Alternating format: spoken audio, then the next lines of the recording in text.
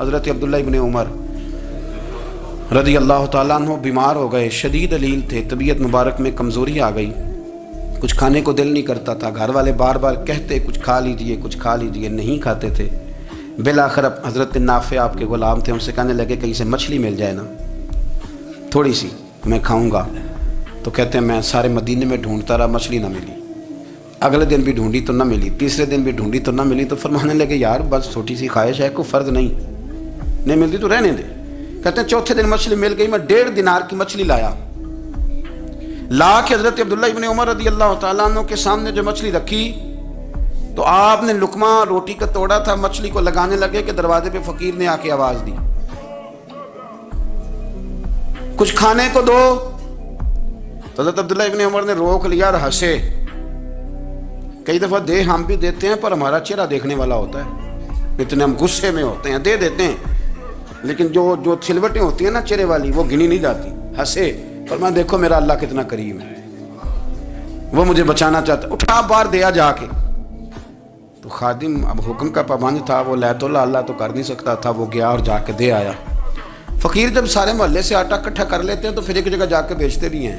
دے آیا، وہ 2 گلیاں آگے گزرا تو میں پیچھے دوڑا گیا، میں نے کہا سچ بتا کھانی ہے کہ بیچنی ہے؟ وہ کہنے لگا جو بھی سبب لگ جائے کر جاؤں گا، آپ نے دے جو دی ہے۔ تو کہتے ہیں میں نے اسے کہا کہ یہ 1.5 دینار کی میں نے خریدی تھی، اگر تو 2 دینار کی مجھے بیچ دے تو آج کل مچھلی مدینے میں مل نہیں رہی تو میں اپنے آقا کو دے دوں گا، وہ یہی کھائیں گے، بیمار ہیں۔ تو کہنے لگا جی بسم اللہ، مجھے کیا اعتراض ہے، 2 دینار مل رہے ہیں، 1.5 کی مچھلی، اور 1.5 کی بھی کسی نے نہیں خریدنی تھی، اب تو پک گئی۔ فرماتے میں نے 2 دینار اس کو تھمائے، وہ مچھلی اس سے خریدی اور خرید کر کے میں لا کے حضرت عبداللہ ابن عمر کے سامنے دوبارہ رکھی۔ تو فرمایا یہ کیسے آ گئی؟ میں نے کہا حضور 1.5 کی خریدی تھی اور پھر فقیر کو دے دی، اب اسی سے میں 2 دینار کی خرید کے لایا ہوں، آپ قبول فرمائیں۔ تو فرمانے لگے تم نے اچھا نہیں کیا، اب اس طرح کرو 2 دینار بھی اسے دیا اور مچھلی بھی واپس دیا۔ عرض کی حضور کیوں؟ فرمایا تم نے قرآن نہیں پڑھا؟ حضور پڑھا ہے۔ فرمایا رب فرماتا ہے لن تنالوا البر حتى تنفقوا مما تحبون، تم بھلائی کو اس وقت پہنچو گے جب اپنی پیاری چیز راہ خدا میں خرچ کرو گے۔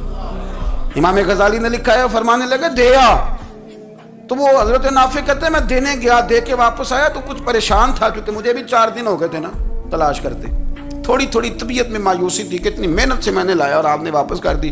تو حضرت عبداللہ ابن عمر نے مجھے قریب بٹھایا، پھر مجھے تھپکی دی، فرمانے لگے پتر میں نے ویسے بھی کبھی جھوٹ نہیں بولا اور آج کل تو میں ویسے ہی بیمار ہوں، ٹائم ہی نہیں، وقت ہی نہیں، موقع ہی نہیں جھوٹ بولنے کا، میں تجھے سچ بتاؤں مجھے مچھلی کھا کے اتنا سکون نہیں ہونا تھا جتنی اللہ کے راستے میں خیرات کھا کے مجھے سکون ہوا۔ تو تجھے تو میری راحت سے غرض ہے نا کہ مجھے راحت کیسے ہوتی ہے، تو مجھے سکون ملا ہے راہ خدا میں دے، میں نفسانی خواہش پوری کر لیتا تو یہ میرا نفس کل پھر مجھ سے مچھلی مانگتا، پرسوں کہتا نہیں چھوٹے گوشت کی یخنی بھی چاہیے۔ ہم لوگ الجھ گئے ہیں، بہت بڑے قیدی ہیں اپنے آپ کے، بڑے قیدی، سارا دن اپنی خواہشات کی تکمیل میں بھاگے رہتے ہیں، بڑے بڑے سونے نوجوان۔ میں ان پہ تنقید نہیں کرتا، مجھے ان پہ ترس آتا ہے جب میں رات کے اندھیروں میں انہیں ٹیلی فون لے کے چوکوں میں کھڑے دیکھتا ہوں تو مجھے رحم آتا ہے۔ میں کہتا ہوں دیکھو نفس کی خواہش کے پیچھے یہ کیا مثلاً آخر کیا ہے اس میں، ایک عورت کے پیچھے تباہ کر لیا اپنے آپ کو، یعنی زیادہ سے یہ کوئی مقصود ہے، یہ کوئی مقصد حیات ہے جس کو مقصد بنا لیا ہے؟ میرے عزیز بات کو سمجھ لیں، اتنا خوبصورت آدمی ہے اور اتنا اس کا اونچا قد کاٹ ہے اور کیا کس کے پیچھے یہ بھاگا ہوا ہے، بڑا سمجھدار، دانشور، عقل مند آدمی، ذی روح بندہ، لیکن اس کا سٹیٹس آپ یہ ملاحظہ کریں کہ وہ 20-40 ہزار کی خاطر جھوٹ بولتا ہے، دھوکہ دیتا ہے، فریب اور فراڈ کرتا ہے۔ ہم اپنی نفسانی خواہشات کے پیچھے اس طرح بھاگتے ہیں کہ ہم اصل سے رہ جاتے ہیں۔ میری باتوں کی سمجھ آ رہی ہے آپ حضرات؟ تھوڑا تھوڑا کر کے ایک ایک کر کے ان کی باتیں کم مانیں۔ وہ ضروری تو نہیں نا کہ سویرے ناشتہ بازار سے اپنی مرضی کا تگڑا کیا ہے، بازار سے لا کے پوڑیاں چنے بہترین کھائے، اور پوڑیاں چنے ابھی کھائے نہیں، شاپر میں ڈالے ہوئے ہیں اور وہ لے کے ابھی آ رہا ہے، تو ساتھ ہی رستے سے گوشت بھی چھوٹا اچھا لگا تو 2 کلو وہ بھی لے آئے کہ پوڑیاں چنے کھاؤں گا اور دوپہر کے لیے گوشت پکاؤں گا۔ وہ پہلے یہ تو کھا لے صاحب، اس سے تو نجات پا لے۔ یہ پتہ نہیں ہضم ہوتا ہے کہ کچھ اور کرتا ہے تیرے ساتھ، لیکن وہ گوشت بھی ساتھ لے آیا، یعنی ٹیبل پہ ناشتے کے ٹیبل پر بیٹھ کے فیصلہ ہو رہا ہوتا ہے کہ ہم نے کیا کھانا ہے، ہم نے کدھر جانا ہے۔ سنگیو یاد رکھو، باتوں کو سمجھو اور غور کرو۔ یہ تھوڑا تھوڑا کر کے جب ہم چھٹکارا حاصل کرنے کی کوشش کریں گے نا، چھٹکارا حاصل کرنے کی، کئی جگہ سے کسی جگہ سے اگر آپ کو تنبیہ ہوتی ہے نا، تنبیہ، اس میں بھی بڑا مزہ آتا ہے، اس میں بڑا. ہمارے ایک بزرگ تھے، تو ایک دن نا میں گیا تو کہنے لگے الحمدللہ آج میں بڑے سکون میں ہوں. میں نے کہا جی وہ کیا ہوا؟ کہنے لگے میں اپنے آپ کو بڑا پیر صاحب سمجھنے لگ گیا تھا. تو ایک وابڈا کے کسی آدمی سے کام تھا، تو میرے ایک دوست نے مجھے کہا کہ پیر صاحب اس کو ٹیلی فون کر دیں، سنا ہے آپ کا عقیدت مند ہے. میں نے اس بندے کو ٹیلی فون کیا تو کہتا پیر صاحب میں عزت آپ کی بڑی کرتا ہوں پر یہ کام نہیں ہو سکتا. لیکن جب اس نے مجھے کہا نا تو کچھ بھی نہیں، تو مجھے بڑا مزہ آیا، ورنہ میرا تو نفس پھول گیا تھا. میں تو سمجھتا تھا کہ جو میں کہتا ہوں ویسے ہی ہو جاتا ہے. کہتے اس نے تھوڑا سا نا مجھے لیول میں کیا ہے، مجھے مزہ آیا. یہ لوگ نا اپنے اوپر بوجھ ڈالتے تھے، یہ تھوڑا تھوڑا پیچھے ہٹتے تھے، یہ سمجھتے تھے کہ اس طرح تو ہماری تکمیل رہ جائے گی. صبح سے شام تک اگر اسی نفس کی باتیں مانتے جائیں گے تو خرابی کرے گا. دولت کا نشہ ہے بھائی، دولت کٹھی کرنے والا کسی جگہ سیر نہیں ہوتا. حسن کا نشہ ہے، حسن کا نشہ ہے. حضرت ابو بکر شبلی رحمۃ اللہ علیہ فرمایا کرتے تھے جو تیری بیٹی کو خوبصورت سمجھ کے اس کے ساتھ نکاح کرنا چاہے اسے بیٹی نہ دینا. حضرت جی کیوں؟ فرمایا حسن تو تھوڑے دن کے بعد ختم ہو جائے گا، پھر وہ اس کی قدر نہیں کرے گا، وہ تو کہیں اور منہ مارتا پھرے گا. حضرت ابو بکر شبلی رحمۃ اللہ تعالی علیہ کی بیٹی خوبصورت تھی. ایک نوجوان کہنے لگا میرا نکاح کر دیں. آپ فرمانے لگے پتر تو 1 مہینے کے بعد آنا، کر دوں گا. بڑی موٹی تازی خوبصورت صاحبزادی. تو حضرت نے اسے دوائی کھلائی، اسے پخانے لگ گئے. جو پخانہ کرتی ایک مٹکے میں سنبھال دیتے. تھوڑا وقت گزرا تو وہ ہڈیوں کا پنجر بن گئی. مہینے بھر میں دست اتنے آئے کہ کمزور ہو گئی. تو ابو بکر شبلی 1 مہینے کے بعد نوجوان کو بلایا، فرمایا ادھر رات نکاح کروں. بچی دکھائی تو وہ کمزور بستر پہ پڑی. فرمایا شادی کر. کہنے لگا اس سے نہیں میں نے کرنی. فرمایا یہ وہی ہے؟ کہنے لگا جی نہیں. فرمایا تو کہتا تھا مجھے عشق ہے، کدھر گیا تیرا عشق؟ کہنے لگا حضرت صاحب آپ کیسی بات کر رہے ہیں؟ فرمایا ادھر آ. پھر وہ مٹکا جس میں گند رکھا تھا وہاں لے گئے. فرمانے لگے تیرا اس کے ساتھ عشق تھا، یہ ہے تیرا عشق. فرمایا تو میں 4 دن روٹی کھلاؤں گا پھر تندرست ہو جائے گی.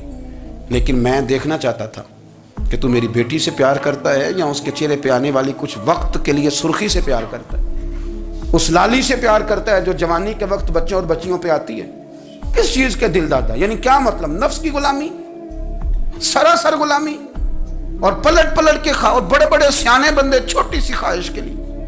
بڑا سمجھدار آدمی، بڑا سیانا بندہ. میں ایک بڑے بزرگ عالم تھے، میں ایک دفعہ ملنے گیا تو پائے پکا رہے تھے، خود پائے پکا رہے تھے. تو وہ بڑے پیار کی بات ہوتی ہے نا جی. تو تامت باندھی ہوئی اور بڑی جناب خستہ حالی اور وہ پائے پکا رہے ہیں. تو میں نے ان سے کہا، میں نے کہا حضرت جی پائے تو کسی اور نے بھی پکا لینے تھے، آپ بخاری لے کے بیٹھتے، چلو میری طرح کا کوئی بندہ آپ سے استفادہ بھی کر لیتا. اب پائے آپ لائیں گے، پھر پکائیں گے، پھر آپ کھائیں گے، تو یہ تو 24 گھنٹے آپ کسی کام میں گزر جائیں گے. تو یہ ایک چھوٹی سی خواہش کے لیے. میں کسی چیز کو حرام نہیں کہہ رہا. قرآن پاک کی جو آیت پڑھی ہے صرف اس کی تفسیر آپ کے سامنے عرض کر رہا ہوں. ہماری خواہشات ماں پالتی ہے، آپ کو نہیں پتہ کتنے دکھ سہتی ہے. میں ان ماؤں کو جانتا ہوں جو بیٹے کے حصوں کی مار بھی اس کے ابے سے کھاتی ہیں، مار کھاتی ہیں وہ. ایک خاتون ہے، ایک کان سے سنتا نہیں، میرے پاس ایک دفعہ آئی، کہنے لگی 60 لگ گئی سی، کوئی دعا کر دیں یا کوئی وظیفہ پر. ڈاکٹر کہتے ہیں ٹھیک نہیں ہو سکتے. میں نے کہا باجی صحیح بتاؤ مسئلہ کیا ہے؟ کہنے نہیں کچھ بھی نہیں. مسئلہ کیا ہونا ہے؟ پتر غلط نکل آیا ہے، اس کا باپ روز مارتا ہے. میں آگے گئی ہوں تو اس نے ایک تھپڑ میرے کان پہ مار دیے، تو پردہ پھٹ گیا. مائیں مار کھاتی ہیں، لیکن وہ پتر جس کو بڑی محنت سے پالا ہے وہ جوان ہوتا ہے تو اماں سے کہتا ہے تجھے چھوڑ دینا ہے، پر جس لڑکی سے میرا ٹیلی فون پہ رابطہ ہے اسے نہیں میں نے چھوڑنا، وہ نہیں چھوڑ سکتی. ہر شے کچل جاتا ہے وہ. اماں کبھی بلیٹ کے رات کو سوچتی ہے کہ یہ تو میری کل کمائی تھی، میں تو آج بھی اس کے حصے کے تھپڑ اپنی گالوں پہ برداشت کر رہی ہوں، تو یہ کدھر گیا؟ اردشیر نام کا بادشاہ تھا وہ. حضرت محدث ابن الجوزی آج سے کچھ 700 سال پہلے لکھتے ہیں. اردشیر بادشاہ بڑا خوبصورت تھا، جوان تھا، بڑا عقل مند تھا. اس نے اس ترقی کی قریب کی ساری ریاستوں پہ قبضہ کر لیا. بڑا عقل مند زیرک تھا، قبضہ ہو گیا. ایک بادشاہ بڑا سخت تھا، اس کے ساتھ جب پنجہ آزمائی ہوئی تو اردشیر کہتا ہے اس پہ میرا قبضہ نہیں ہو رہا تھا، اور جب ہم نے ساری ریاستوں نے مل کے اس پر حملہ کیا تو ایک قلعے کے اندر قلعہ بند ہو گیا. اردشیر بڑا خوبصورت آدمی تھا، بڑا سمجھدار تھا، تو وہ بادشاہ قلعہ بند ہو گیا. اس نے کہا نکلنا ہی نہیں. اب وہ اندر بند ہے، یک بارگی حملہ کیا تو وہ بڑا بڑا قلعہ تھا اس میں بند ہو گیا. اس بادشاہ کی نا جس پر حملہ کیا، اس کی بیٹی اچانک ایک دن قلعے کی دیوار پہ چڑھی تو اردشیر کے حسن و جمال کو دیکھا تو عاشق ہو گئی. اور اپنے ہی باپ کے خلاف اسے کہنے لگی کہ اگر تو میرے ساتھ شادی کا وعدہ کرے نا تو میں تجھے رستہ بتاتی ہوں حملہ کرنے کا۔ اس نے کہا میرا وعدہ رہا، تو رستہ بتا۔ اس نے رستہ بتایا اس لڑکی نے، اور بادشاہ نے حملہ کیا تو اس کا باپ قتل کیا، اس علاقے پہ قبضہ کیا شادی کے وعدے پر۔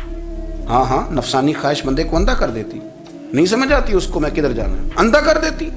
حملہ کیا، اور جب اس لڑکی کو لے کے آیا نا اپنے محل میں،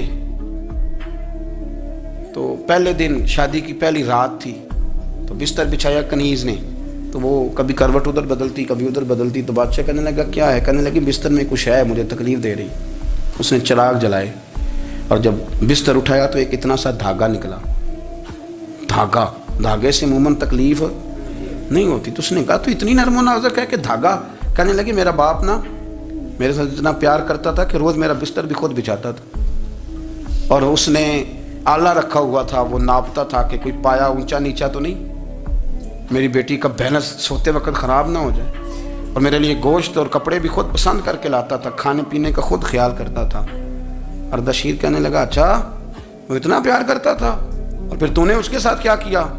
کہنے لگا بلاؤ کنیزوں کو بلایا، فرمایا اس کو اٹھاؤ اور جلاد کے پاس لے جاؤ، اسے کہو کہ اس کے بال ایک گھوڑے کے ساتھ باندھے، پیر دوسرے گھوڑے کے ساتھ باندھے، اور ایک گھوڑا ادھر بھگا دے، کدھر بھگا دے۔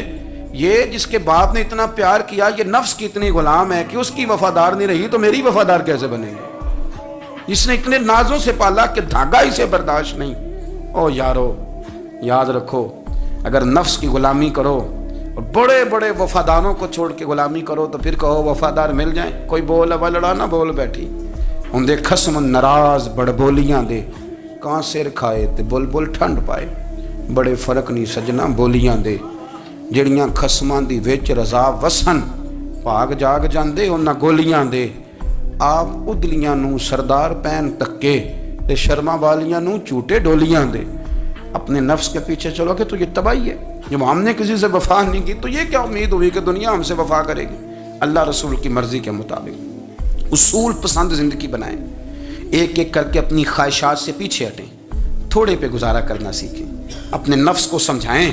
ضروری نہیں کہ روٹی ہر وقت مزے کے لیے کھائی جائے، کبھی کمر سیدھی کرنے کے لیے خشک روٹی بھی کھا کے دیکھو، کبھی سادہ کھانا اس پہ بھی اکتفا کرو، کبھی تھوڑا کھا کے اچھے طریقے سے سادے کمرے میں بھی اللہ کو یاد کر کے دیکھو۔ نفس کے پیچھے نہ بھاگیے گا، تباہی کرے گا۔ رب کریم سمجھنے کی توفیق رفیق عطا